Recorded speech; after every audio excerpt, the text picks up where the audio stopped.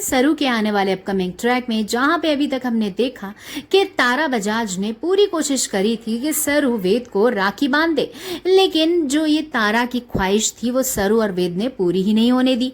लेकिन जैसे तैसे सरू को खुश करने के लिए वेद उसको एक बहुत ही शानदार नेकलेस देता है, वो भी डायमंड नेकलेस, वो भी काफी एक्सपेंसिव।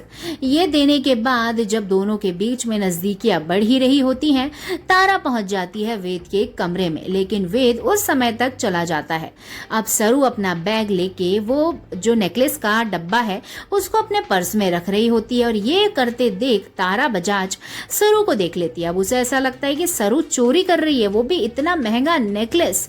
तुरंत खींच कर लेके जाती है उसे पार्टी में बीच में और जोर से धक्का मारती है और यही कहती है कि ये लड़की चोर है, मैंने अपनी आंखों से इसे चोरी करते देखा।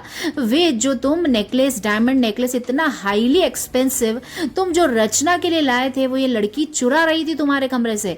जिस लड़की का तुम इतना साथ दे रहे हो, जिसको तुम इतना अच्छा समझ रहे हो, वो एक चोर है और अपने घर में घूम घूम के जाने क्या क्या चुरा चुकी होगी अभी तक।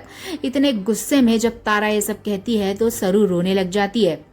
वेद काफी एम्बेरस होता है, काफी दुखी होता है कि सरू के साथ इतना ज्यादा बुरा हो रहा है पार्टी में। वहीं पे रचना को भी लगता है कि मैंने गलती कर दी है सरू को इधर बुला के, क्योंकि मॉम तो हदें ही पार कर रही हैं। अब सरू जैसे ही बेचारी अपनी सफाई देने लग जाती है, वैसे ही तारा फिर उसे रोक देती है।